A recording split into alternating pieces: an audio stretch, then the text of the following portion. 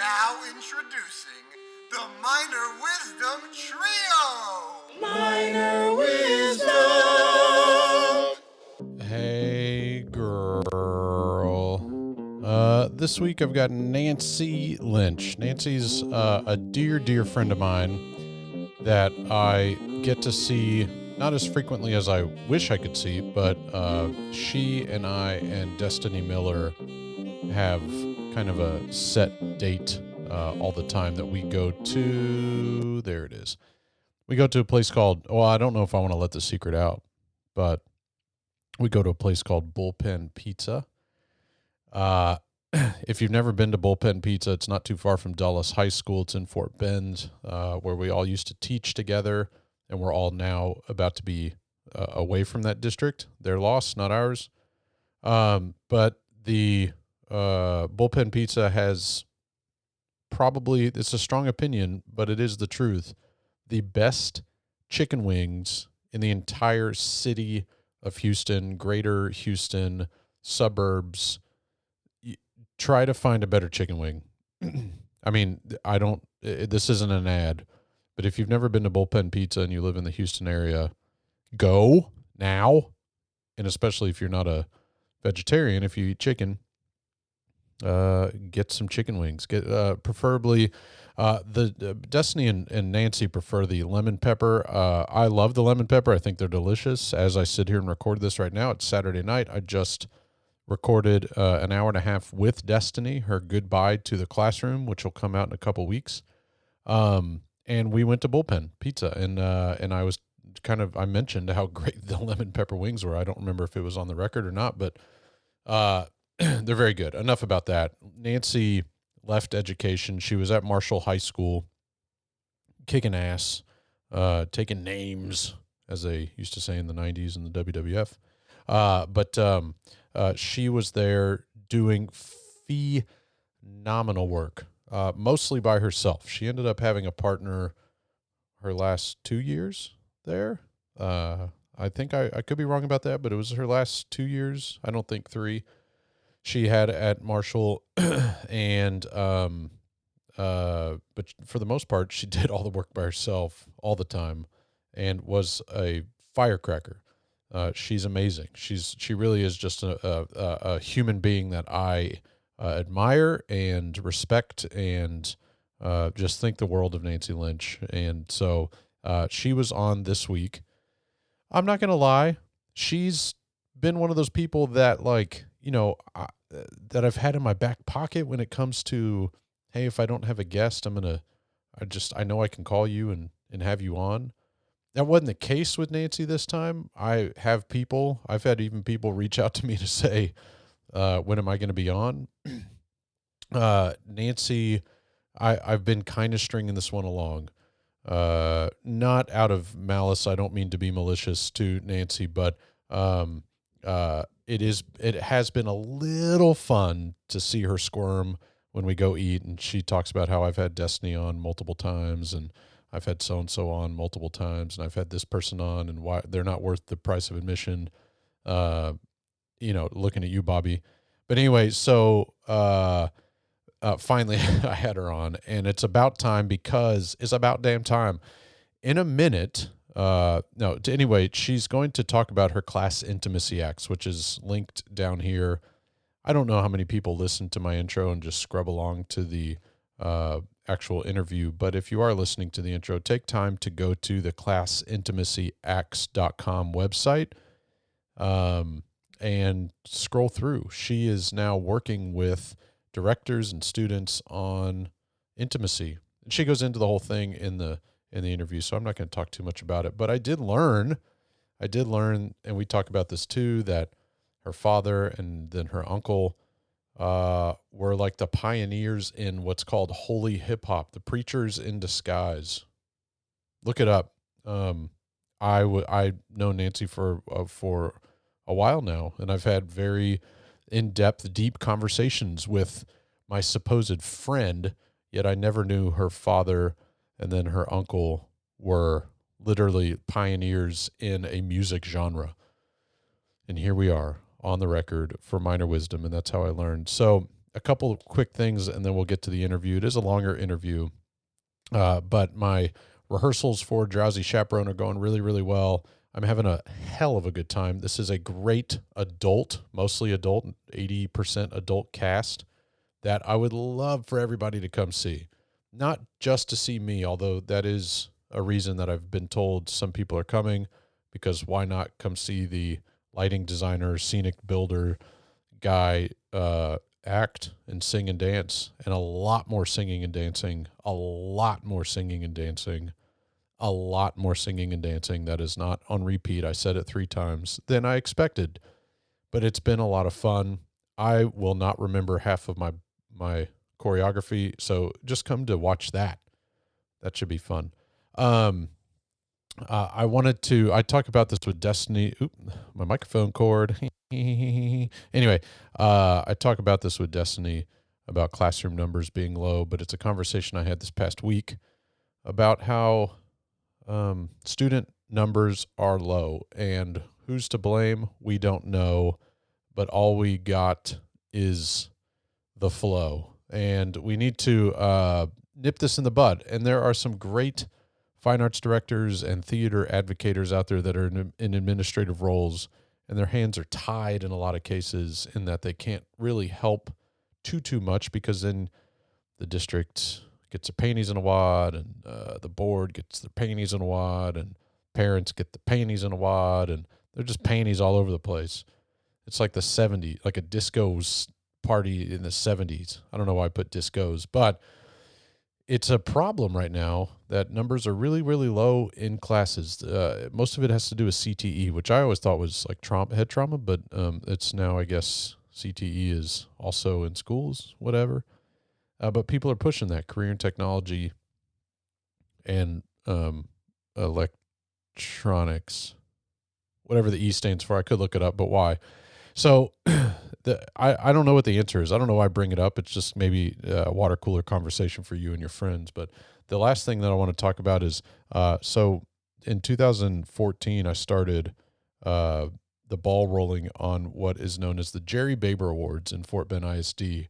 And I did not name it. I asked Paul Schaefer to help me name it. He named it, and then I did the rest.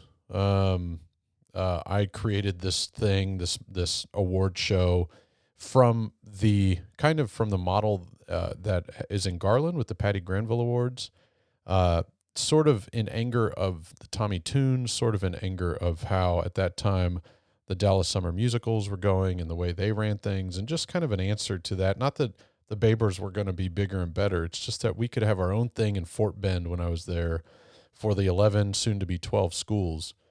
And I created it. I ran it. I was it. And I'm not trying to toot my own horn, but I would like to toot my own horn because it's something that I'm very, very proud of in creating. And over the years, I had more and more help. The production of the actual show, I always had help.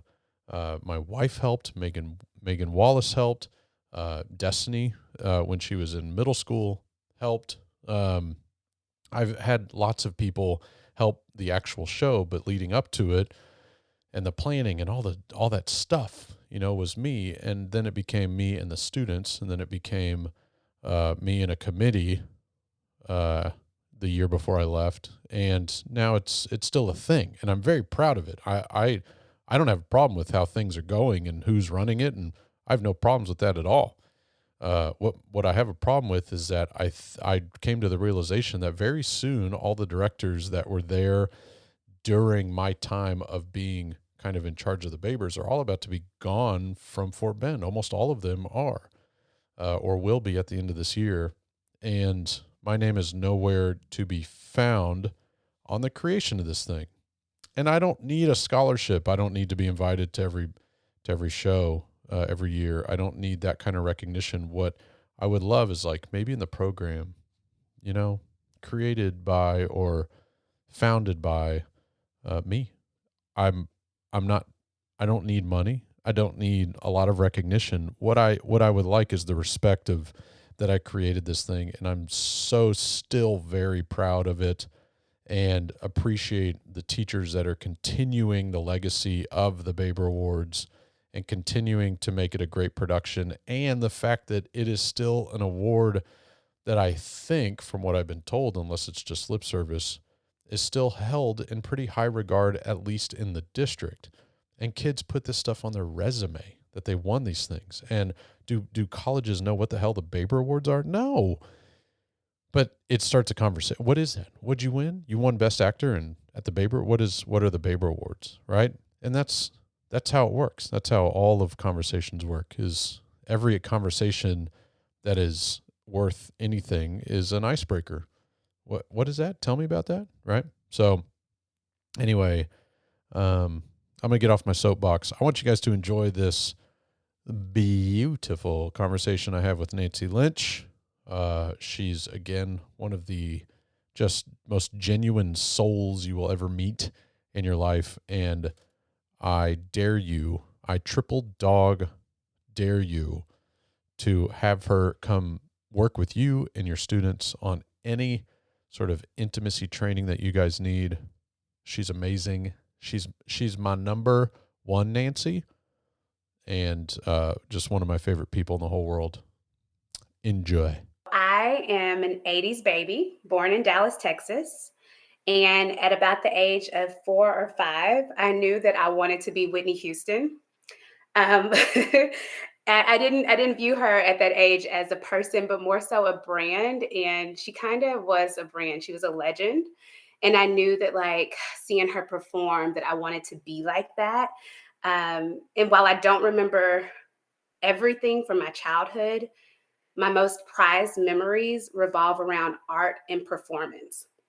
So my dad and my uncle were a part of a semi-famous Christian rap group. They were the first Christian rap group to ever exist, and they were called PID, Preachers in Disguise. They were invited to appear on Arsenio Hall. You're looking at me, and I kind of want you to come off of mute because I want to Okay, talk to fine. you. Fine. But keep going, because I mean, I've known you for a while now, and we're pretty good friends. I would Yeah, say, I would venture to say, and this is the first time hearing of this, so that's why I'm yeah. reacting the way I'm You reacting. know, no. You know who Arsenio Hall is, though, Oh, right? yeah, yeah. Yeah, Come yeah, on, yeah, yeah, yeah, yeah, yeah, yeah. yeah. So my dad and my uncle, they traveled the world, and they would perform at like so many different like venues, mostly churches. Like big large congregations would pay them to come in and do, Christian rap because it was so innovative and new. Huh. And so a lot of times me and my siblings, and of course my mom, we would go and support my dad and my uncle, and we would go to these events. And my dad knew that I wanted to be a star. So one time he did ask me to get on stage and do this dance. It's like this trending dance of the 90s, and it was called the Shifu. I don't know if you've heard of that, but it was a really popular dance. And I was like this little petite girl, and I knew how to do this dance so perfectly.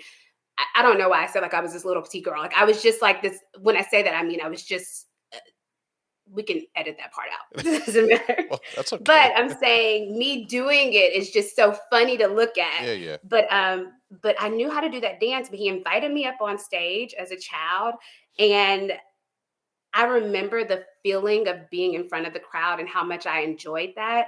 But I clammed up and I did not do the dance in front of this large congregation. Growing up, I was a middle child. My big sister was in theater, and like most younger siblings do, I decided to follow in her footsteps. And I joined theater my ninth grade year. And at that time, we were living in Irving, Texas, and I attended MacArthur High School. My theater director there, my first semester of ninth grade, was super impressed by my performance skills. And he requested that I be moved into the theater production class for second semester so that I could participate in UIL. I am much older now, and so I understand how it works between, the dynamic of having two directors. And I am going to say that the theater production director was different from the teacher who taught Theater 1 classes at that time. And so when I did get into the theater production class, my theater teacher then was not too happy. I didn't mesh well with that class. It was mostly upperclassmen and seniors, whereas my theater one class was mostly freshmen. And it was kind of like the people who I came in with from middle school. So these are all new kids. I didn't really know them. And the theater director was not happy about me being put in the class without her permission. So she gave me the role of the girl who screams. And I don't even know what show this was, but my role was like the girl who screams before the show starts because she dies. And that was my role, which she ended up taking away and just used as sound effects.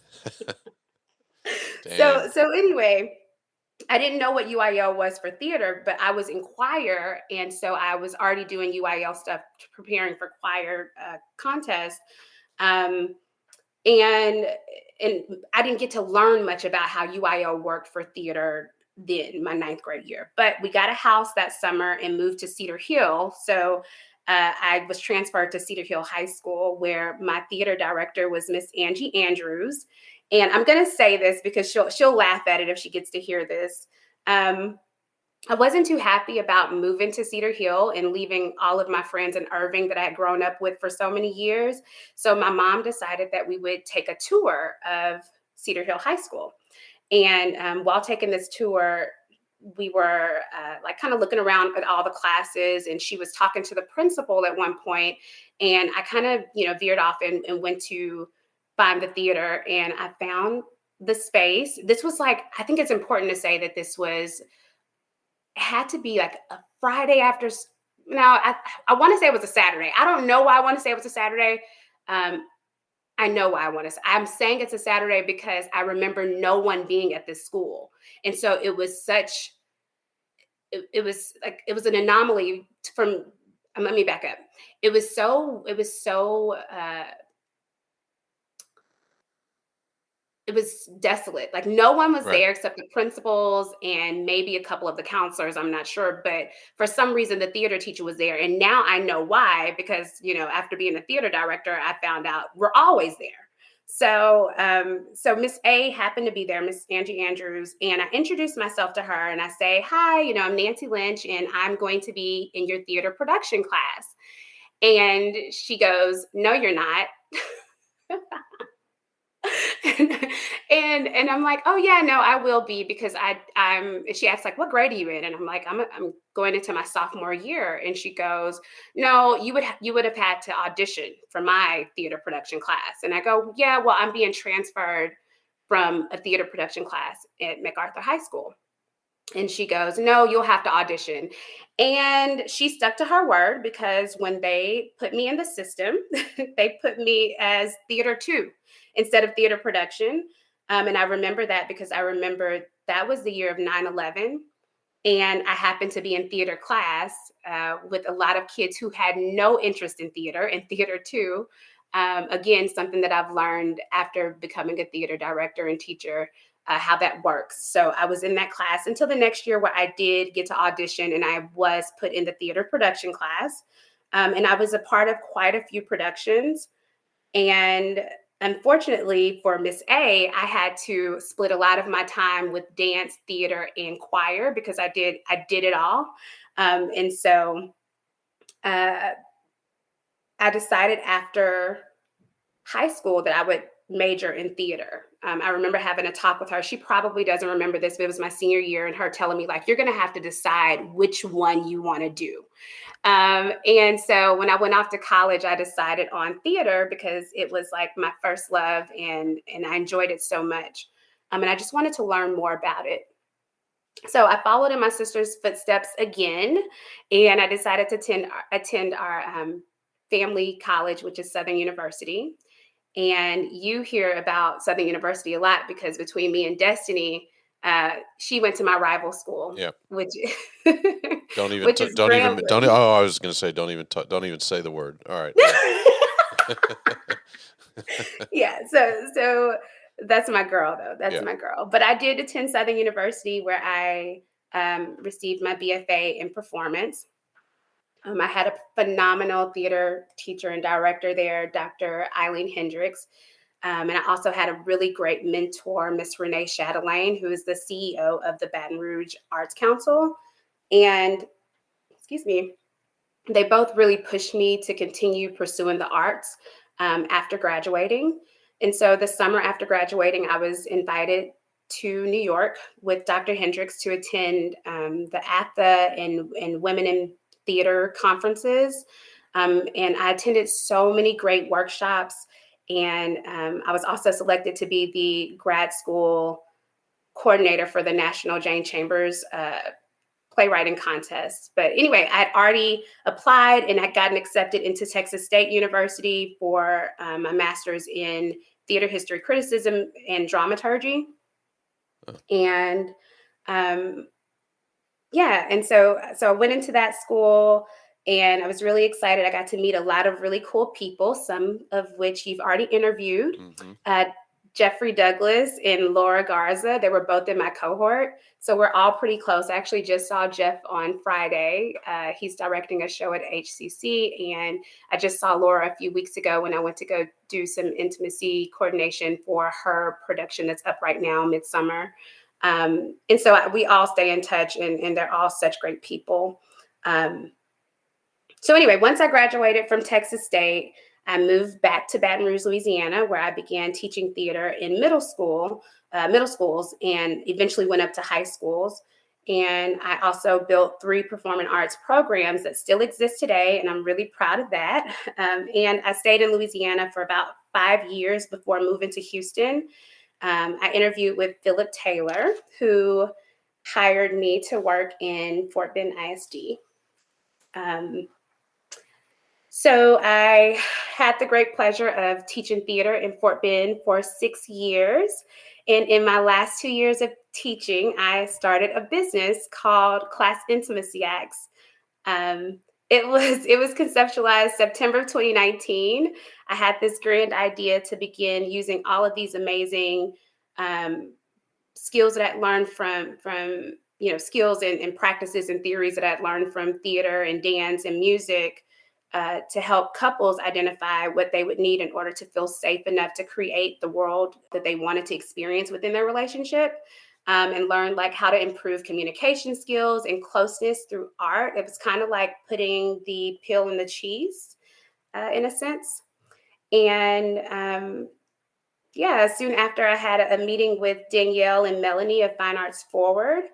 And Melanie thought it was such a great idea. She was like, "Have you met Adam Noble?"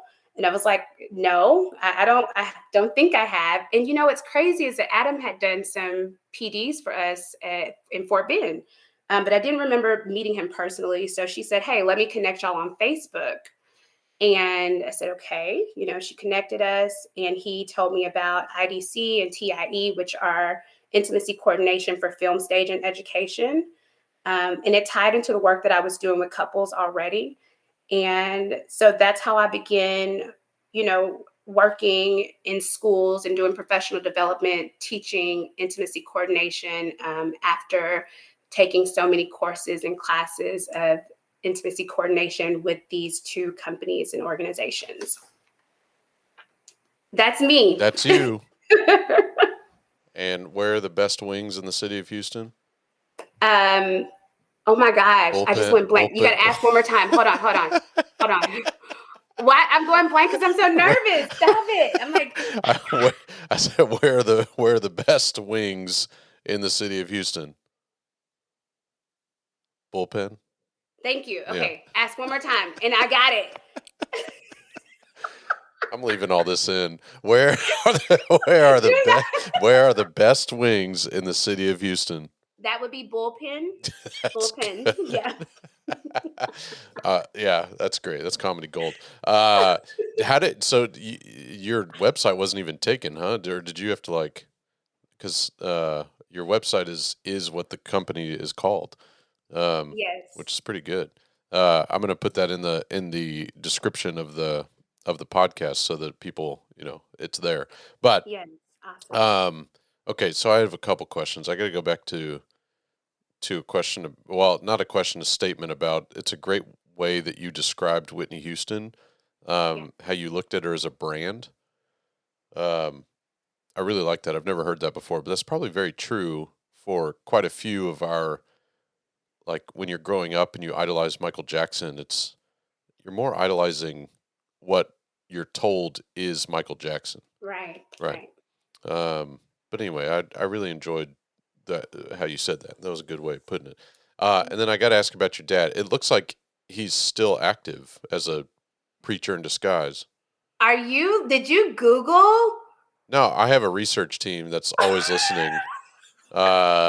But there was like So there's you're probably actually looking at my uncle. So my dad is Kevin Lynch and my uncle is Freddie Lynch. You probably see that my uncle Freddie okay, still does preachers in disguise. okay, Interesting story, and I won't go into too much of it because this is not his interview; it's right. mine. No, I know, But I'm but gonna say I'm gonna get him on the phone. Get your uncle on. Yeah. Anyway. the interesting thing about it is that my dad actually decided to convert to the Nation of Islam. Oh, And so that is why Preachers in Disguise as a group didn't continue. So so my uncle Fred is still doing it, okay. still doing it in a space of what it was founded, Yeah. off of, but my dad is not a part of it All right. anymore. It says that they're the founding fathers of holy hip hop. They are. All right. Anyway, enough of that. They are. Yeah. They are. They had a reunion a couple years ago. Sometime after the pandemic, they had a reunion, and my dad did perform. They're hot stuff. Yeah. People know I them. mean, they look like a big deal. But anyway, all right. Enough about them. I'll get them on the next episode. But Yeah, yeah. so Andrew, so you weren't in Fort Bend yet when Angie was at Ridge Point? I'd already graduated. I was already in college. Um, But I mean, you weren't you hadn't been hired at Marshall yet. no, Okay, okay, okay, no. okay. She came. Uh, she'd already um, she'd already retired Right. by Okay. the time that I graduated from grad school. So when I came into Fort Bend, she reached out to me Right. and said, "Hey, I used to teach in Fort Bend." So that's when I learned that she had taught at Hightower first, and then over at Ridge Point when it became the new school in Fort Bend Right. ISD. And she offered to help in any way, and I really appreciated that she Mhm. extended herself in all those years of theater to me, and it really helped me set a strong foundation for what I was doing in the district. It's funny because the way, like, my memory, and once you said it, I was like, oh yeah, that's right. For some reason, my memory does not have Marshall existing in my time at Fort Bend without you. So, Mhm. uh, I remember who was there prior to you now, but it kind I of hope they jogged my don't listen to this. well, it's no big deal. Anyway, we'll throw out some Raza boxes. Um, but but yeah, for some reason, if you had asked me if you had been at Marshall the entire time I was at Dulles, then I would have been like, oh yeah, because I for some reason I just didn't remember that you weren't there, that you were hired by Philip. Yeah. So, all right, well, good. Um, so all right, so the question, and I kind of sent you a couple of questions prior to this, whether you thought about them or not, I don't know, but I'm not in your head, but this is your interview. Um, why? What was difficult about taking the leap, jumping out of the classroom, and pretty much owning your own business and trusting in yourself, betting on yourself? Right. So it was not a hard decision because I'd already made up my mind in 2019. In 2019, when the idea came to me to do class intimacy acts, I kind of knew then because it was such a great idea that it would do well if I really put a lot of time into it. And this is going to go, also for your follow up question about. Um, I'm sorry, I'm not looking at your questions right The now. the kind of what was the leap or the No, challenge? it's Oh, it's after this question. oh, But anyway, I don't even remember what it question. wasn't hard because I prepared and I planned for it. So I'd already let all of the admin team know. I let all of my students in the program know. I'd been there long enough to graduate a couple of classes, like from freshman to senior year. And so they all knew me, and we already set all the groundwork and foundation for how the program could still succeed without me being there. And I was confident in what I was starting, And it also helped that all of the students and the admin were so supportive. And they're like, you can always come back. Like, you can Right. always come back and do this. But, what you want to do is so important. And we want to support that. We want to see you succeed in that. And so it wasn't hard to take the leap. Um, the only part of it that took some time was just creating the structure so that I could leave confidently. Right. And that was it.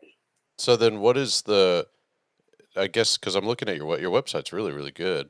Thank you. Um, it's got like moving pictures and It stuff. It's all does. kinds of It anyway. does. But what is the biggest like part of your business now? Is it the sort of more personal intimacy stuff, or is it the art stuff, or they kind of 50-50? What is the Right. Now, that's a great question yeah. because I'm actually, as of February, I'm rebranding right now because after working with Laura at in San Antonio and her students doing theater intimacy education, she got me in touch with someone who is at the, I'm sorry, let me rephrase that. She got me in touch with the executive director of the San Antonio Public Theater, and she reached out to me. The executive director reached out to me wanting to also have me come in and work with them for their next season. You talking about are you However, talking about Claudia? yes. Okay. Claudia and I Yeah. went to high school together. Anyway. Oh my goodness. Yeah, Yeah. she told me she was from Yeah, Houston. yeah. Anyway, continue. Yeah. Enough You're like, about me. I know This is your everybody, by the interview. It's way. enough about me. But, Anyway. yeah. Let me name drop real quick. Claudia, do you mean Yeah, Claudia. Beyonce? Yeah. I also went to high school with her too. Yeah, same. Claudia's a bigger deal. But anyway, continue. So yeah, so I did speak with Claudia, and she goes, before we talked, I wanted to look on your website and see, what you offer. But my website is for Class Intimacy Acts. It's geared more towards the work that I do for couples, and eventually it will spiral into me doing work in the community with families, and you know, doing this work. And she goes, I don't see where you are working on theater education with this. And I go, yeah, I do it through contract work and also word of mouth, and people hire me that way. But uh, funny story is that when I applied for my business insurance, um, you're gonna have to get rid of all these pauses. I'm sorry. So when I Right. applied for my business insurance, they the agent kept asking. She's like, "Class Intimacy Acts." I'm like, "Yeah, it's like Shalaski's. It's like a really weird name, so you don't Yeah. forget it." And when she did all the paperwork, she submitted it, and I got all of my insurance stuff back, and it says Class Intimacy Acts. Doing business is Class Intimacy Arts. And I go, okay, and I kept saying, I need to call them and change that. But as of February, I decided, what I'll do is I'll just rebrand, and I will create Class Intimacy Arts Yeah. and Class Intimacy Acts. So Class Intimacy Acts is still family and couple based. And then Class Intimacy Arts is what I do in education. Right. Yeah, that's good. So it's kind of a happy accident. Yes. Yeah, I like that. And then you could like, I don't know. Now my brain is like, what other things could you do with the A? But I don't know what you'd replace the C and the R with. Right. But whatever, it's fine. I'll think about it and call you. Well, that's fun. So like, for me as a married man and also a theater artist, uh, I, I'm like hesitant to talk to you about the like personal stuff because one, you're my friend. And like I don't want to get all mushy with you, but and two, I guess I want to focus on the theater side, but also I do kind of want to know about the more like married couple, dating couple, all that kind of stuff because it's just interesting to me. And I don't mean to like sort of compare your business to this, but like you remember way back in the day, I think it was on like HBO or whatever, they had like sex shows or whatever. Talk sex with Sue. Yeah, yeah, yeah. Yes. So, and like that was so awkward to watch or be a part of, unless it was like unless it was like hot, you know what I mean? But that was kind of cool. But anyway, I digress.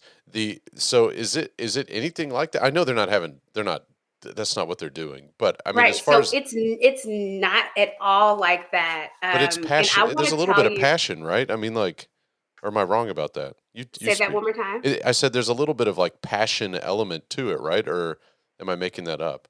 You're not making that up. I want to go into detail Yeah. about what I do with class intimacy acts, but I do want to talk about class intimacy arts first, and Okay, then do at it. the end we can like tap into like what do I do with couples, because I know that a lot of your listeners are theater educators, but mostly they're all adults. I Yeah. believe that they are Yeah. for the most part. Well, So if some of them are interested, they can listen into the end, and then I will tell you what I do with couples okay, with class intimacy that's acts. fine. Yes.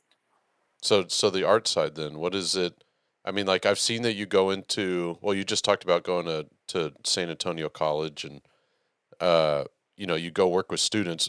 How does your mind, it's two different worlds. I mean, one is Yeah. figuring out how to falsely become intimate with somebody that you're going to walk away from and you might actually have a boyfriend or girlfriend Yeah. in It's the like audience. how do I create the honesty within intimacy on stage, but also how do I as a person, as a human being, take care of my acting Yep. body. Yeah, So yeah. that is what we do. So intimacy coordinators offer safety practices for performers and directors during the production process.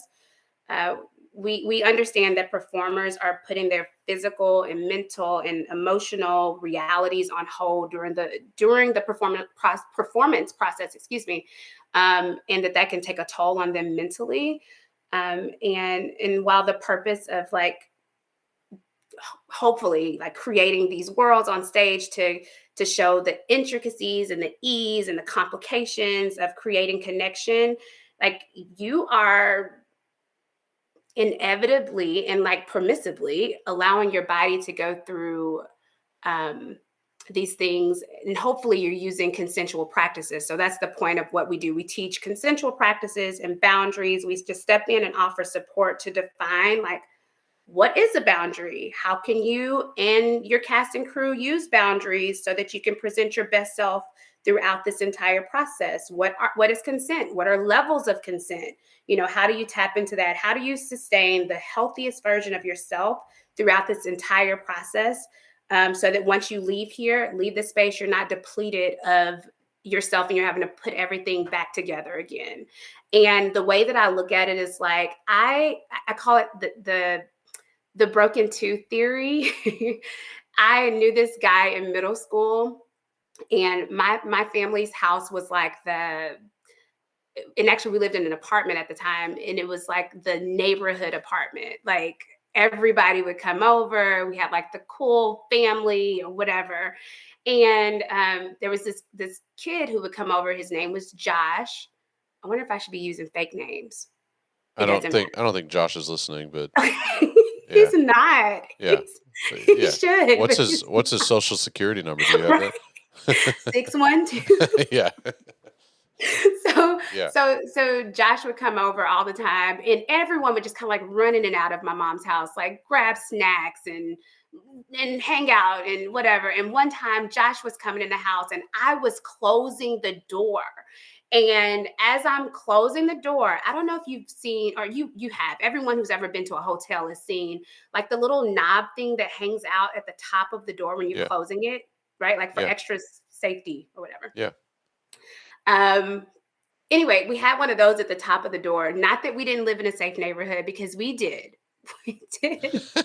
But but I'm closing it, and Josh is behind me, and he's tall enough that uh his face bumps into this knob thing that's hanging out, and his tooth breaks.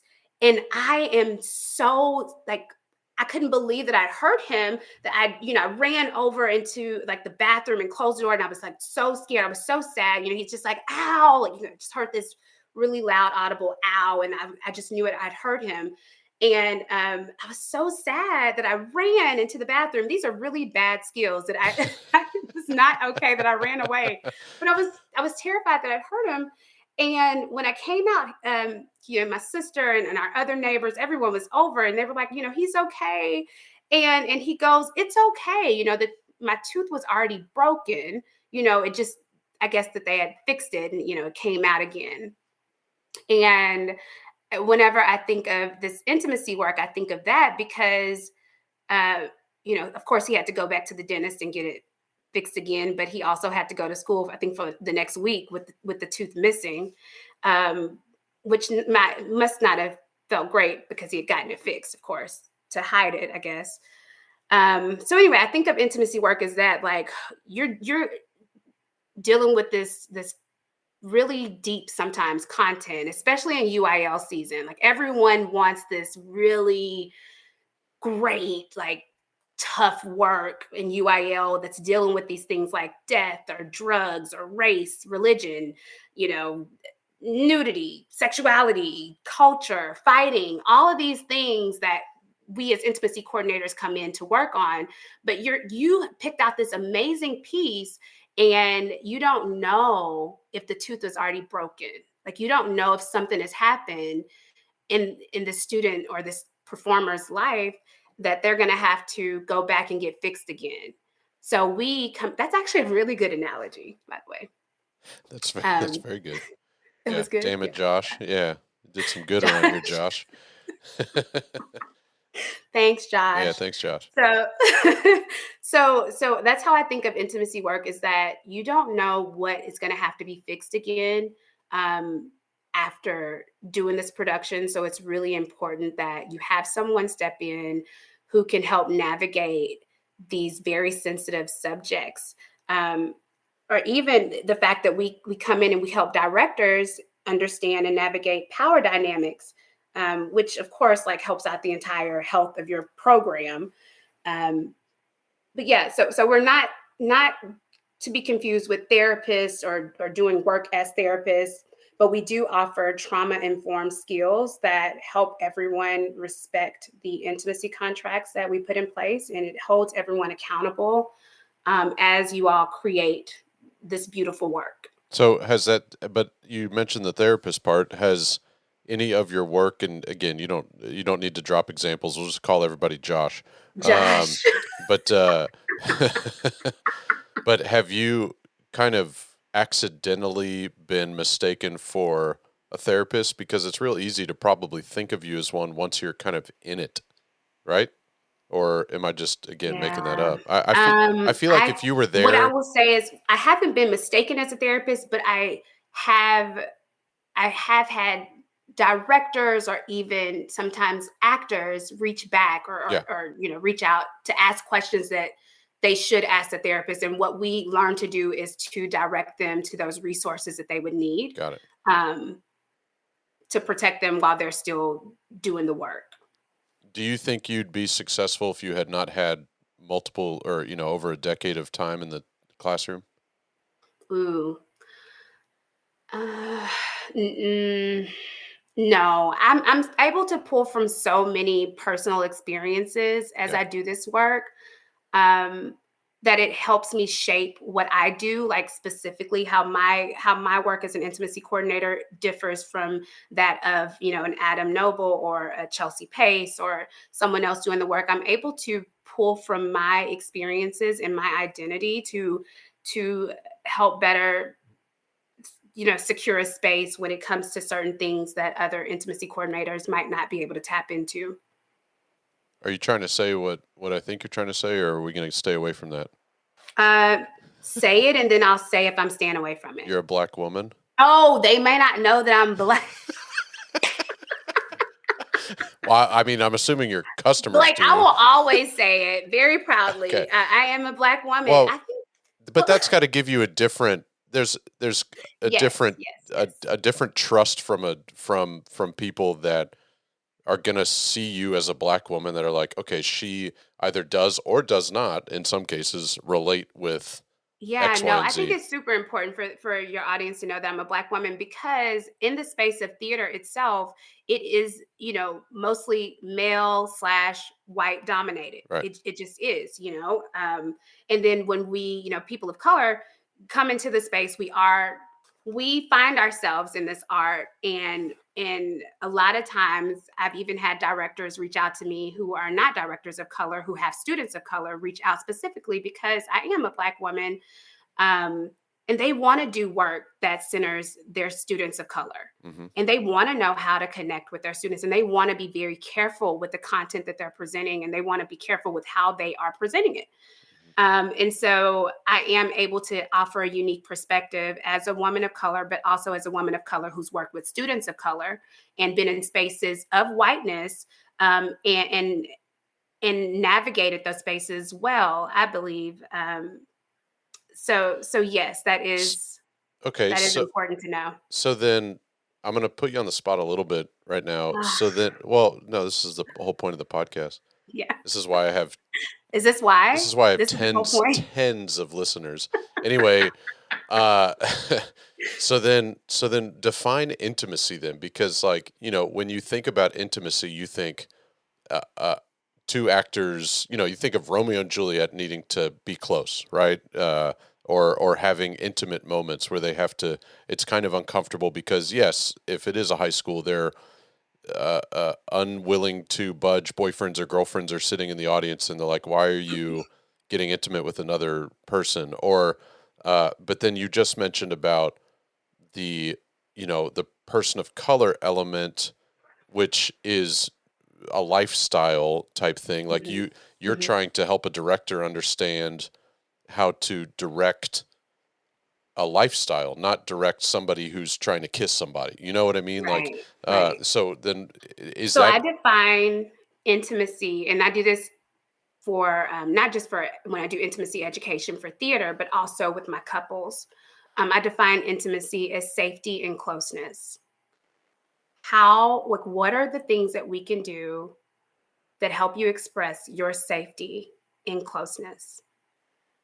um, yeah, and we go from there. And so a lot of times, what I love about directors who do reach out and say, I don't understand this experience, is that they are acknowledging that while I want to create this world, I want it to be honest, but I also want my students who are performing it to be comfortable. And I want them to have that safety, that sense of safety, so that they can create these full characters, and be and feel healthy after creating these characters and making these choices. So I just define it as safety and closeness. Like, I feel safe enough to be close with you. I feel safe enough to create this world. And that's what I define intimacy as.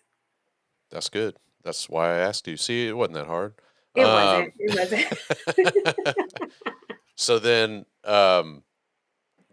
as far as what you've done thus far, outside of the classroom, is there something that you've learned now as you're still in, that's the thing, is like this new job that I'm taking on, people are like, oh, you're leaving education. It's like, no, I'm leaving the classroom. I'm not leaving education because I'm Yeah. still going to be educating people. So I wouldn't say that you have left education, you've left the classroom, but is there something that you've kind of learned thus far that if you 10 years from now decide, you know what, I'm going to go back and dive back into the classroom, that would potentially be like a tool that you could use back in the classroom that would make things a little easier?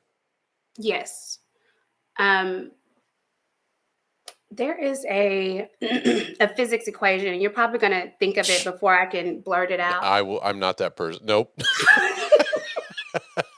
Anyway, you could try, but E equals MC squared. I don't I know. don't know Yeah. what it is, but it's about surface area. But anyway, I'll check that one out. Let me get my research team on that one too. All right. Go ahead. Talk. I'll be researching. so so I would have used these practices that I know now, um, sooner, by gathering about 10 of my, most committed and dedicated students, and teaching them this work, this framework on working on boundaries, consent work, power dynamics, and all of that, and really allowing them to learn all of these things, and teaching it to those 10 and allowing them to teach it to everyone else. I think that the growth of the program would be, one, a lot healthier, and two, we would have a stronger program quicker, by letting the students who believe in the excuse me, who believe in the work, um, really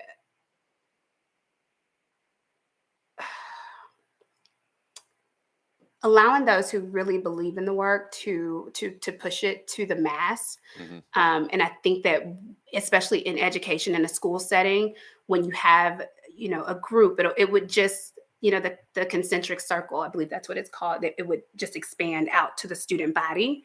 Um, and everyone would then know these practices from intimacy work. Am I getting off topic of what you No, asked that's me? exactly Okay, that's okay, right. because I ideally, I'm trying to figure out these equations. Continue. okay, awesome. So ideally, the idea, in my opinion, as an intimacy coordinator, the idea is that we'll get to a space where none of this work is needed and it's all phased out because everyone knows it. Everyone knows how to apply it, and it could be applicable in all spaces, right? But like in this system where we have students experiencing teachers abusing their authority, Yeah. especially in performance spaces where we're asking students to be their most vulnerable selves, and to create art that evokes feelings, whether that's in music or theater or dance or art or whatever. It's so important that we have this work of intimacy coordination because it helps us prevent things like grooming tactics and support students learning important skills like creating boundaries and understanding consent, which can save them in their entire life. And it can carry, it can stay with them throughout, you know, creating artists and in their Yeah. artistic careers, but also throughout their lives. So the idea is that ideally, if I were to go back in 10 years, which we'll see, I don't know. Ideally, I would start with 10 students and allow them to believe in this framework if they want to, and then allow them to ripple this information out, and that everyone knows this. and Yeah. and I believe it would be a stronger program, a stronger culture on the campus, and also just, we had stronger students. So, okay. I mean that I'm not going to unpack everything I have to say to that, Okay. um, but what I am going to say is, and this is a callback from a few minutes ago, but the uh, I went to a performing arts school, and Beyonce went there, but and Is she? so did Claudia. But anyway, so but one of the things that we didn't know at the time is we did these things called hot seats, and these hot seats were where we would sit in a chair in a seat, and we had to think of a character. It wasn't improvised necessarily. We had spent a couple weeks thinking of these characters, and they involved physicalities, which I don't think is a thing really anymore. And these physicalities, along with these hot seats, drew out a lot of emotion and literal physical struggle, because some of the characters would be like, I need somebody to hold me down or hold me back or keep me from walking forward or whatever it is. You got to decide. And in like retrospect, looking back on this, we I have many conversations with former with friends of mine that graduated from there about how like dangerous how, Hmm. how Hmm. this wasn't like right. And I don't think our director at the time, this was not Bob Singleton, but I'm not going to say her name. I don't think It was Josh. it was Josh. Yeah, Josh was that Josh dude. And what I remember about Josh is he had this weird tooth. But anyway, but at the time we didn't know that it was like dangerous to us, um, both mentally and physically. And that's one of those things that now I look at what you do, and like even like to an extent a Sammy McManus, and Adam Noble, and people like that go in and try to do these intimacy things. Well, you're not trying, and Adam's not trying. Sammy maybe a little bit. Love you, Sammy. Anyway, but you guys do these intimacy things, and I'm like, man, where was that when I was in high school, and why wasn't that a thing yet? So I Right. guess my question is, very simply, 2 words. Why now? Mm. I want to answer one more thing before I go into the why Okay, that's now. fine. And this is for those teachers who are still doing what you just mentioned because they think it's creative and it's gonna pull out the best in their performers, and a lot of times they don't know how dangerous that is. So I'm happy we're talking about this.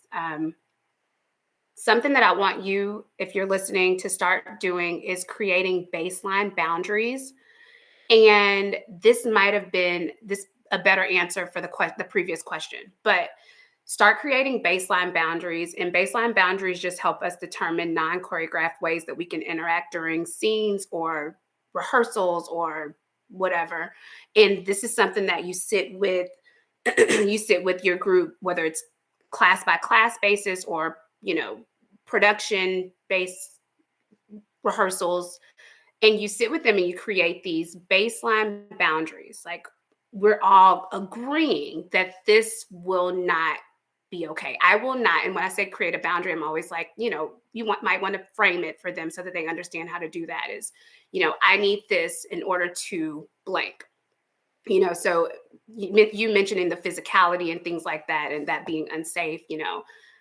Something as simple as a baseline boundary for everyone in the space being, us identifying, if there's a kiss, that there's no tongue, or if there's, no one will have nudity in this room. I know that that's not a high school thing, but I mean, it could be. I don't know. For, It is we'll at go my into that school. Yeah, yeah, later. yeah. Keep going. Yeah. We won't talk about certain things like cancer or assault because these things hurt people. We won't talk about it outside of research-based things. And these are just baseline boundaries. We won't, there are some people in that room who don't want to hug. They don't want to hold your hand. They don't want to high five you.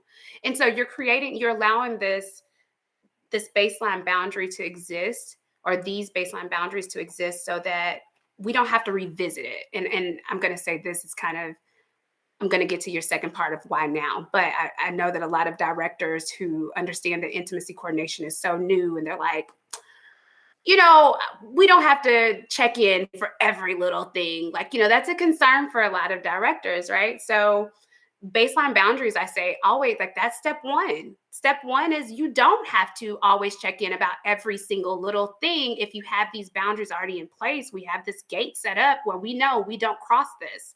And so when it's time for us to create these, 40 looks for UIL, I'm not having to revisit every 3 scenes unless an actor says that they want to pivot from consent for something.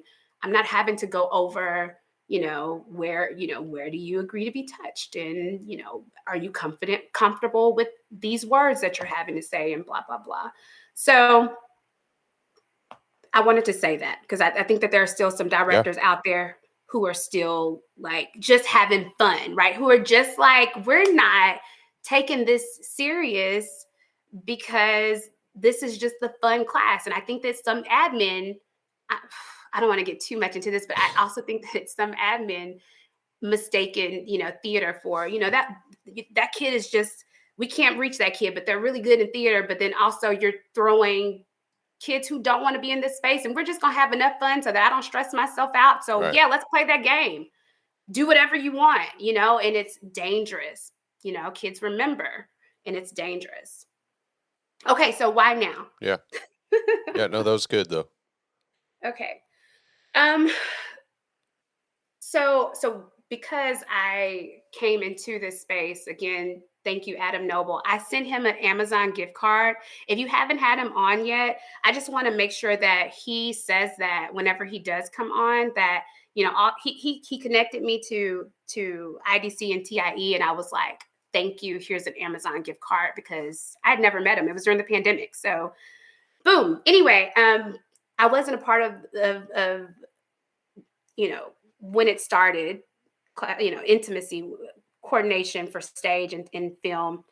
But it became really popular after the pandemic because a lot of what they were teaching went online. So I think a lot of people learned about it when we're all sitting at home, building curriculums for online work. We're finding out, oh, wow, that's how I did, at least. This is really neat, and this is something that is really important. And it came during a time of evolution. Like, we're all evolving in the space of pain, from the pandemic. And I think that we all kind of took a seat and realized that we have been using, or some directors have used, tactics that were not safe. And so and I'll just speak for myself, once I learned all of this content, I was like, I have to get this out. Like, this has to go out to everybody. Because, I'll say this from an education standpoint, our children are so impressionable sometimes, and this work protects them from teachers or directors who might not have the best interest, and they go on to act or to become directors, and they will use your same tactics.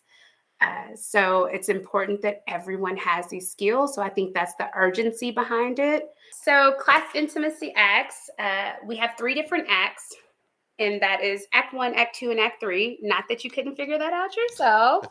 And in the first act, which is the prerequisite before going into the other 2, I work with couples on understanding communication.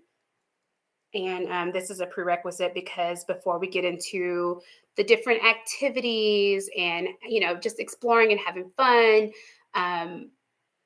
it's important that you understand your partner's way of communicating and their intimacy styles, of closeness, of course, and feeling safe and closeness. So, so we start with warm-ups. It's just like a theater class, which I think is so cool and fun. It's just like a theater class. We start with warm-ups, and then we go into what the lesson is. And then I allow couples to learn these skills. They have 10 different practices that they learn to better understand their partner and how they would prefer to communicate with each other verbally and non-verbally. And then at the end of it, they get to do a artistic skill of their choice, and they get to choose between theater and visual art on that first act. And so we do things like, they get to do painting and talking, or they get to do an acting scene where it's just an open dialogue script and they fill things in, and they learn how they would prefer to communicate, how their partner would prefer communication goes, and they get to express how they prefer to communicate things, ideas to their partner as well. It's super effective. I'm going to say, I'm going to sound biased because it's my company, but 100% satisfaction rate. and the couples who come back, it's they really put these skills to work and or to use in their relationship. Act 2 is them getting to do more of a specialty. So we might go into Rasa, we might go into Laban, we might go into these different skills, and they get to have expressionism based on these skills. Then they also get to, at the end, do an artistic activity, which is always fun. And Act 3 is more, check out the website. Yeah. Okay. I love it. Fun. So I want to get you out of here on this. And you sort of touched on this early in the conversation, but it's something that I've asked a few people that kind of are in the same shoes that you are in. Is this my Oprah Super Soul Sunday question, like the end question? Sure. I'm so nervous. The Oprah Okay. Super Soul Sunday. Did she have shows on Sunday? I don't know. Blake. Did she? I know there have been a lot of stages of Oprah. So there weren't, so like Arsenio came back for a little bit. He So did. the Arsenio reference, like, I get it, because It's there was okay. there was It's really okay. only one stage of Arsenio. I mean, Yeah, one and a yeah. half-ish, but Oprah had speaking of 3 acts, Oprah had 20 acts. So, anyway, if you gave me Okay, go for it. anyway, yeah. I think Wendy Williams is a better one. She's probably only had really one like talk show act. Anyway, although she did faint, that was really tragic. But Like, I'm I'm just saying that video went viral. It was it was pretty bad. I just watched a TikTok that that it was Billy on the street, and he walked up to a guy and said, "Do you know who John Oliver is?" And the guy said, "Yeah." And the guy was gay, or is gay. I guess I shouldn't say past tense. He still is probably. And he goes, "Do you choose one, Billy or John Oliver or Wendy Williams?" And he was like, and John Oliver standing right there. And he goes, sorry, John. Anyway, it was pretty funny, but it's not often you hear a Wendy Williams reference on my show. But all right, so the Oprah Sunday Soul sit down sandwich question of the week for you is the people that there are a lot of people that are defecting from education, right? Leaving the classroom and such, leaving the traditional classroom at least. And some of them are not doing it because they're scared to do it. They're nervous. They're nervous about what's on the other side, right? The whole grass is greener on the other side sort of mantra. Why should somebody just do it? Take that leap. What and like I said earlier, bet on themselves. because education will always be there.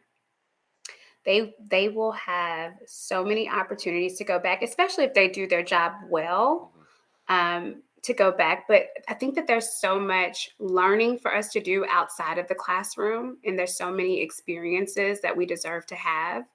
Um, that if they have an idea and they want to leave and pursue that they should do it, and then they can always go back because there will always be students. Minor wisdom.